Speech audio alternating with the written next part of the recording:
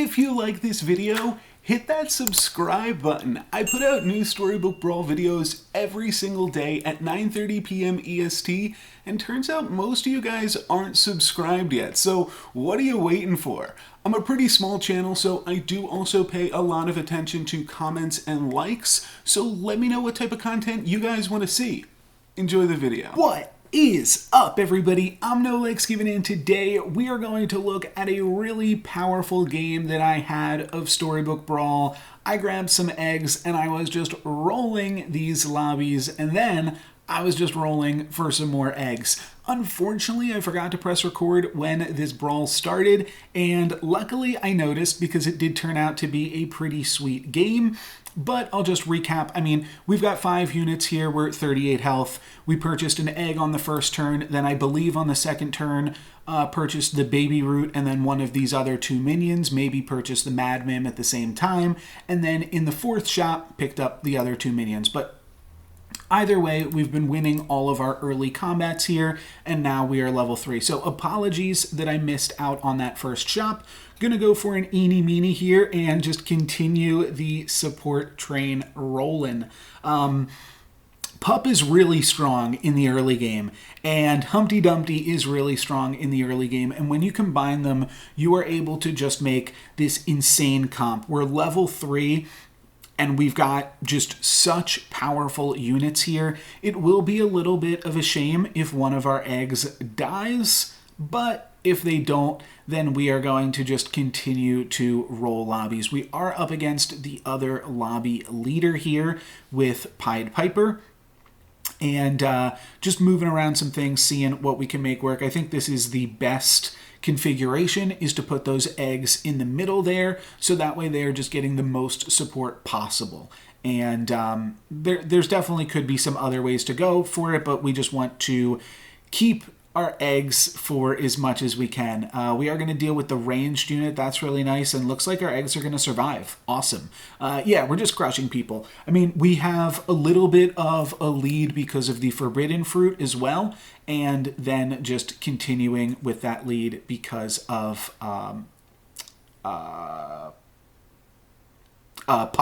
Pup's hero power, and the fact that they're on Humpty Dumpties. I was trying to think of how I intended to end that sentence. But this is why I think this game is so funny. We have such an early lead, and rather than buying experience, I'm just like, you know what?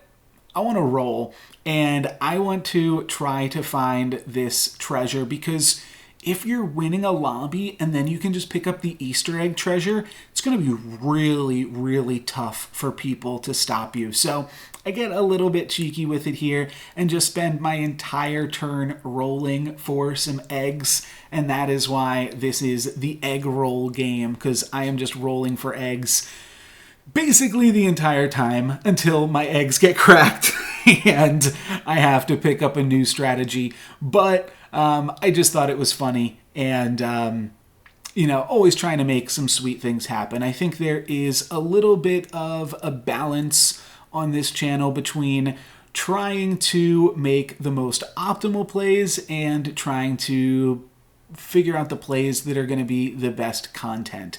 And in this case, that is going to be trying to find some eggs, passing up all of this experience, which certainly would have generated in a win. But you know what? Wish Upon a Star is just such a good value, because I know I'm going to win this combat. We're up against Gwen, who was previously a lobby leader, but then just lost 2 combats. So I'm feeling pretty good about our odds here to get the Wish Upon a Star.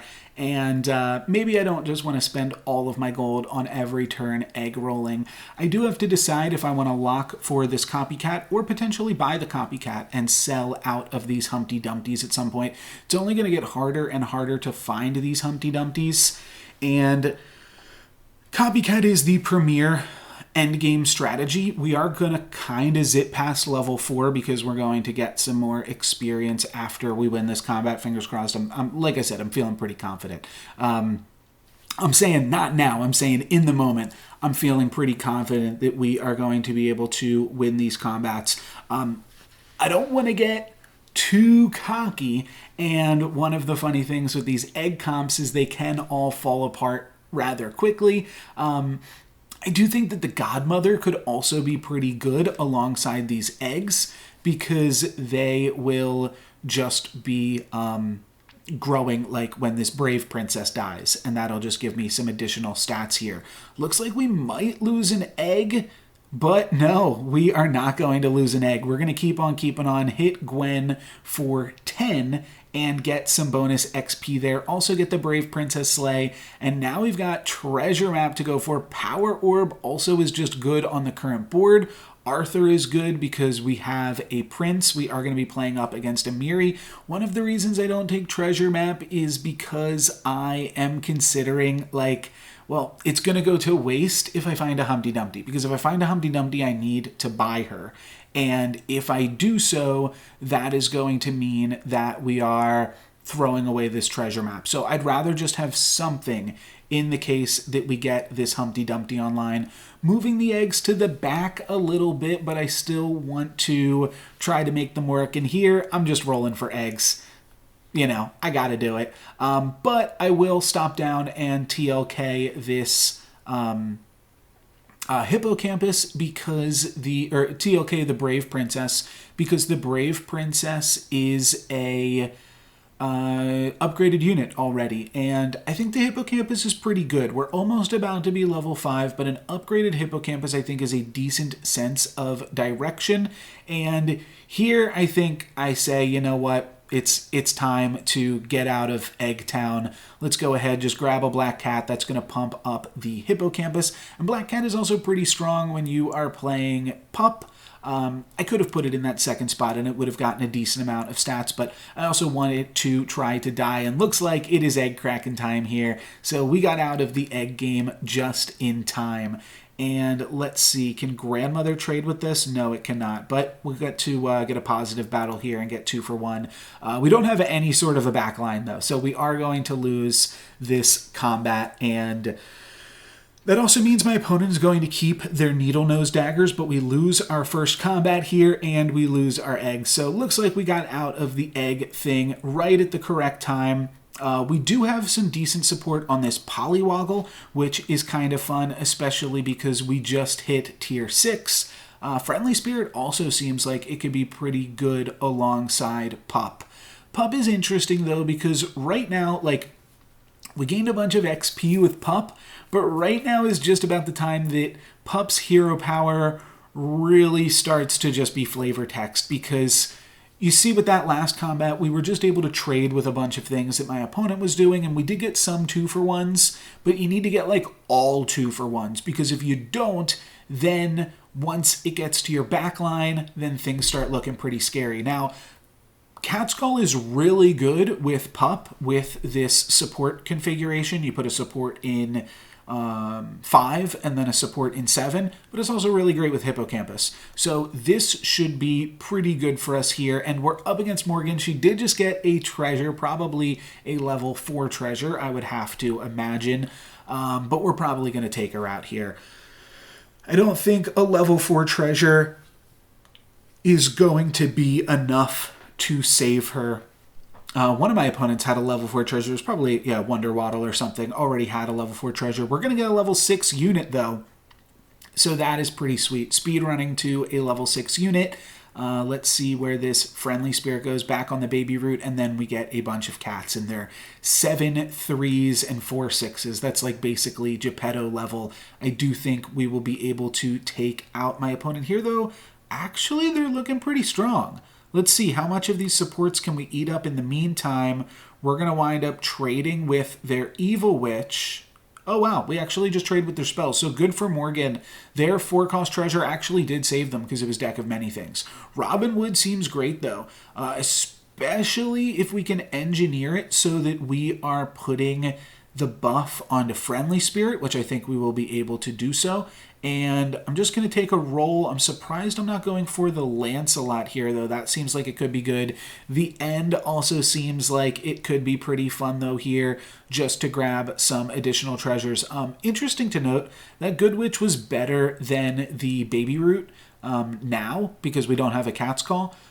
Maybe in the previous combats it wouldn't have been better. We do have the option here to take a Wombat, and Wombat could also be right now what we wind up putting the...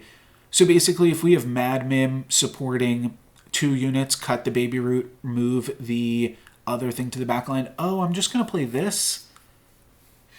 That's kind of interesting. I think maybe I wasn't too hype on Wombat at the time that this game was played, but I think that Wombat would have been a good pickup. But no matter, I think that this is still going to be pretty strong. I'm going to sell the Black Cat to keep the Grandmother, which is kind of interesting. Not sure why I go for one over the other, but I believe this means... Oh, that's right. Robin Hood's just going to be buffing our supports there in the back line anyway, so not a huge deal regardless. Friendly Spirit's going to go on to Baby Root, and then we're going to make a little wolf to trade with our opponent's Wizard's Familiar. So the Hippocampus is big enough that it's sticking around for a little bit, but my opponent has a ton of ranged units. Looks like we will win this combat, actually. Just barely, though. But we'll hit our opponent for 8, and now here's the important part. We're level 6. So now we can really do whatever we want.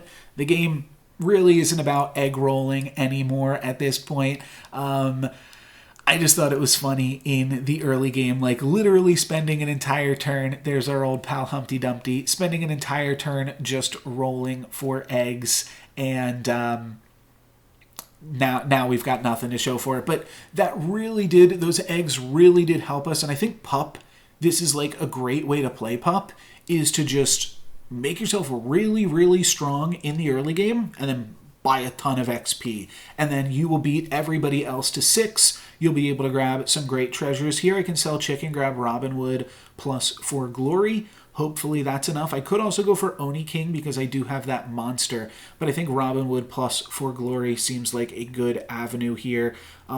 With 2 different... supports. Oh, interesting. No, I don't like that. Yeah. Let's play this. So now what will happen is the first Robin Hood will go onto Mad Mim, and the second Robin Hood will go onto Friendly Spirit, as I point out with my cursor there.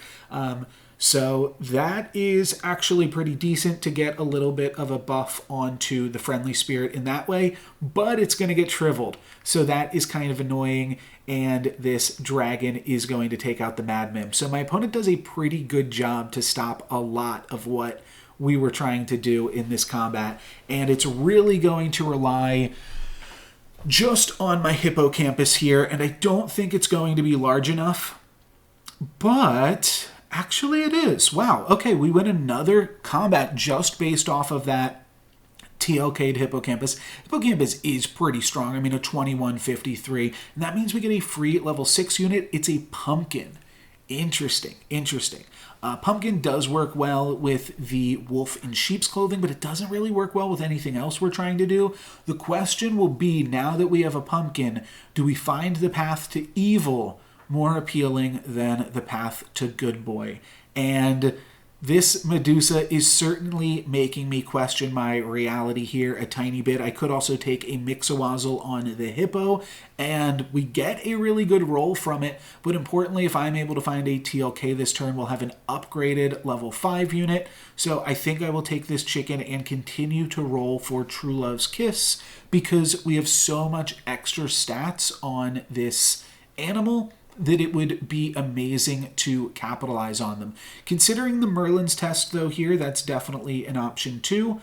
And yeah, I've ordered my board in a way that we're going to make sure the Friendly Spirit still gets a buff right now. Looks like I am just going to go for the Merlin's test. One thing that's interesting about Merlin's test is, or I should just say Hippocampus in general, is because it's able to grow its HP by so much, if you are able to grow its attack, that does wind up working out really well for you. And speaking of working out really well, we are able to use our Friendly Spirit to kill their Medusa, which is really good because everything in my front row has death rattle triggers. So really love to see that. Looks like Cupid's going to get a kill as well, which really reduces the efficacy of Cupid. And it means that when we do break through, we're just going to be able to win with our... whatever it's called here, this thing. Well, it's a Robin Hood, but I mean wombats. That's what it's called. So we were going to be able to win that fight with wombats regardless, especially because the Cupid was really just another ranged unit. It was a ranged unit with flying, but it didn't have any other effect beyond that. Another friendly spirit is interesting, and I think now we're at the point where we cut the Madman, which also means we have to cut the Wolf in sheep's clothing, but I'm really interested in just playing some friendly spirits here and trying to give ourselves a good boy board. We can sell our golden chicken to get an upgraded Robin Wood. This is basically going to be our first treasure of the game.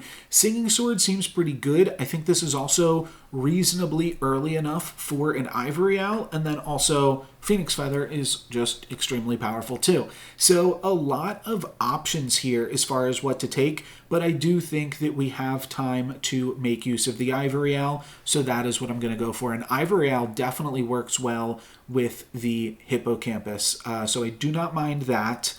And interestingly, I am going to play a pumpkin here, just as I should swap the I should swap my 2 units in the front so that the wolf dies first. I guess I was just looking at it, or maybe I was talking with someone. I don't think this game was streamed, but maybe I was just playing with some friends on Discord at the time and showing some potential options, or just sometimes you need to get a look at them.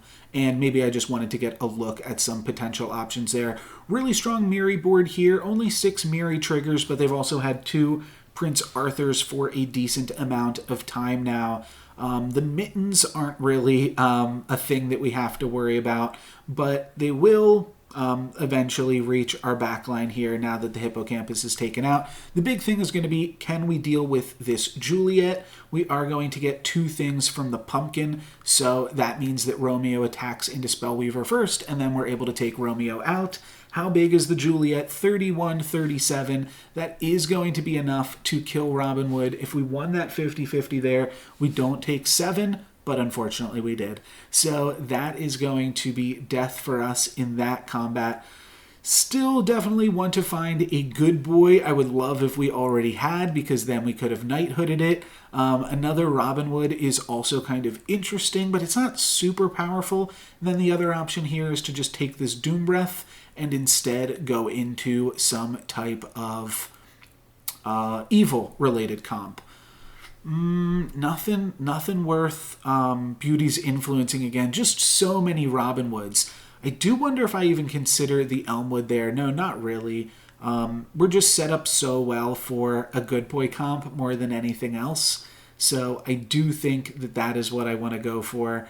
What am I looking at here? Oh, nothing. Okay. Another knighthood, another green knight, or not another green knight, but a green knight.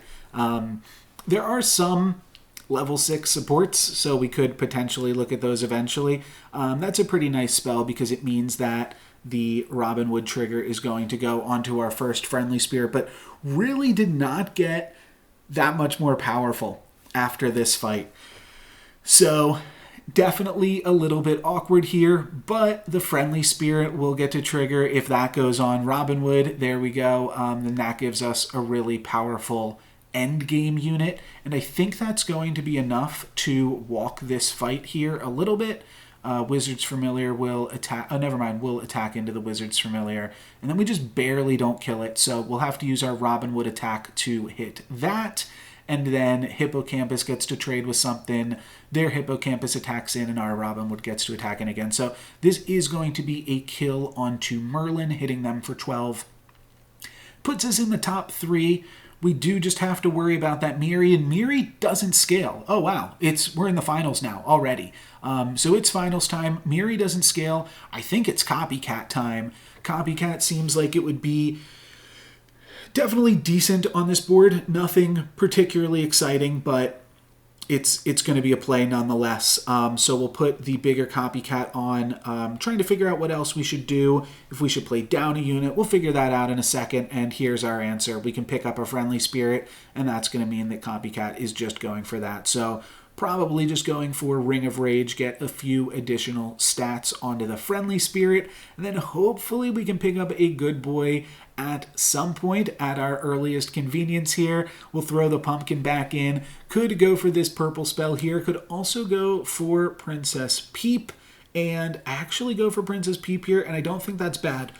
It creates 3 triggers for the hippocampus, but it also is really good with grandmother. So that is the real reason that I go for Peep here. It will put a lot of additional health onto the friendly spirit depending on the order in which these things die. And then the friendly spirit will get to take that health and put it elsewhere. So all of that is pretty good. And the friendly spirit goes onto the Robin Hood. Getting really lucky with those. I will definitely admit to that. Grandmother is gone though. So that is not going to give us too much to work with. But it does mean that the friendly spirit is going to get in there and not kill Juliet. But let's see how far this hippocampus can bring us. My opponent doesn't have anything fancy going on other than this Romeo and Juliet, and we actually deny them a Juliet summon. So that is just huge, and that is going to be enough that we win this battle. Just the denial of Juliet. Otherwise, we would have tied. We would have tied that combat had we not done that. So that's pretty fantastic. And we'll see what we can do here. My opponent is getting powerful, but they're scaling, but they're not getting that much more powerful. And then we're able to grab a copycat, so that is considerably more powerful for us.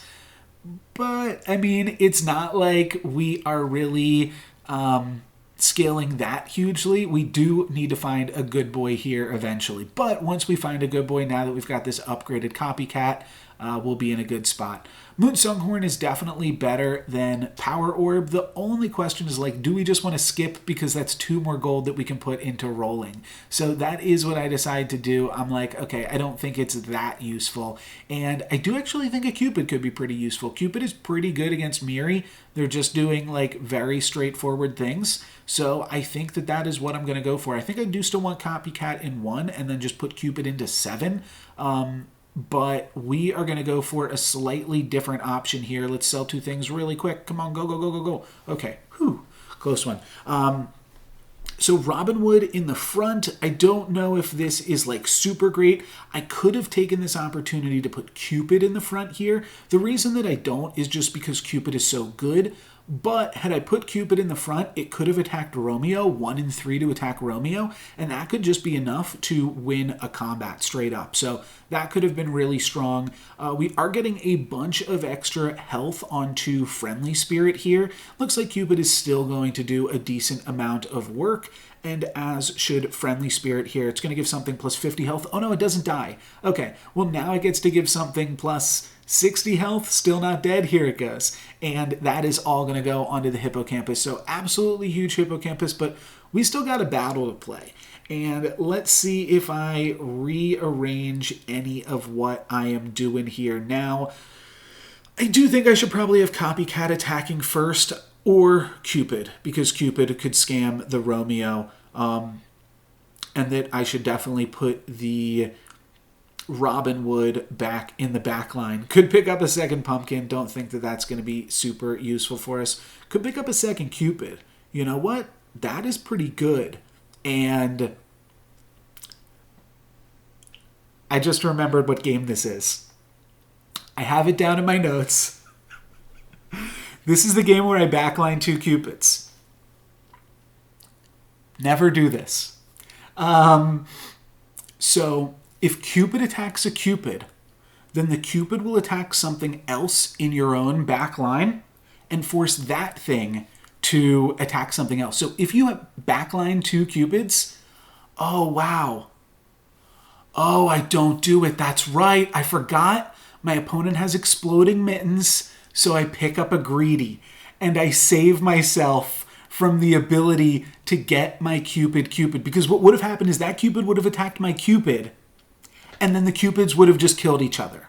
And they would have kept going. They might have taken the Friendly Spirit out with them, but they would have just destroyed each other and destroyed my chances of winning this combat. I totally forgot about the fact that I actually pick up a greedy because my opponent has exploding mittens, doesn't wind up doing anything at all. It immediately gets singled out by Cupid, but Now my opponent has a Cupid, and this is really scary, and I did not know this interaction before playing this game.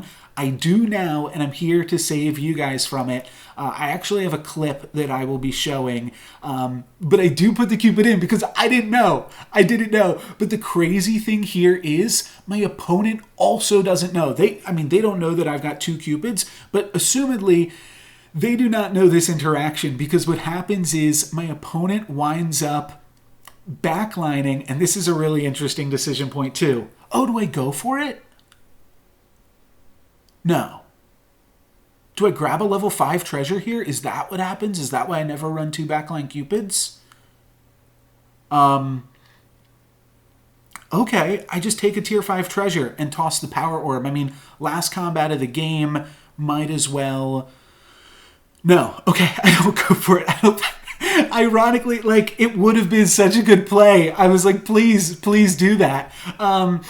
But it would have been a good play for, like, the total wrong reason. I'm thinking, like, Cupid is so strong against Miri, I want 2 Cupids. But my opponent just showed us that they have a Cupid in the first position. So if they keep it there, it would have been disastrous. But they actually move their Cupid to the back line, which means it's not going to be able to attack at the start of this game and just completely blow us out of the water. We are going to get the copycat triggers, one onto Robin Hood, one onto Cupid, and then we are going to wind up trading off some other stuff. My opponent has Poison Apple. Poison Apple plus Exploding Mittens is a really good combo. By the time my opponent's Cupid has attacked, my other Cupid is now dead. So now my Cupid is getting in there, and we are going to be giving them some Juliets, but the important thing here is just my Cupid is so strong. And when you only have 1 unit, Cupid doesn't really do anything to you, so we're able to take out my opponent's Cupid. A crazy game here playing against Joke. I think I have seen them on Discord and some other places recently. But please never do this, and I'm going to show you why. I'll show you just a little clip and explain some interactions going on now.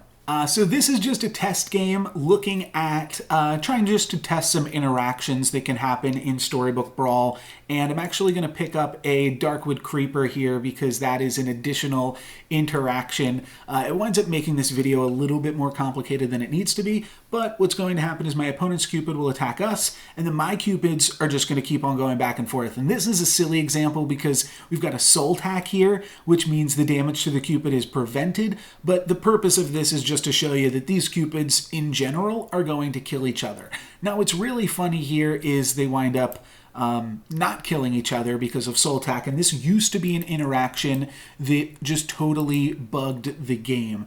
They've since patched it out. There is just something hard-coded that says, okay, when Cupids keep attacking each other, just end the game. Just be done with it. But I did also think it was interesting that we've got them growing now because of the Creeper in the front row.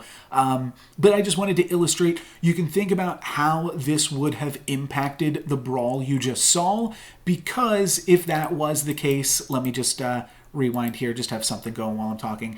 If that was the case, then that would mean that my opponent attacks a Cupid, they 2-for-1 me, they potentially take out my friendly spirit in the process, which means my copycat does nothing, and then my opponent just, with being able to attack first, effectively gets a 4-for-1 and destroys my entire board. So could have been totally disastrous. Please make sure you never backline 2 Cupids unless you've got a Soul Tack in front of them. Then potentially you're like trying to scam or something like that, which can be pretty funny. But that is everything that's going to happen here. Interestingly enough, we would eventually win that combat because our Soul Tack would kill their Soul Tack, just in this example. But this isn't a real example. This is just a test game. So that's going to be it for me, guys. Thank you very much for watching. I'm NoLucksGiven. Hopefully you enjoyed. Peace.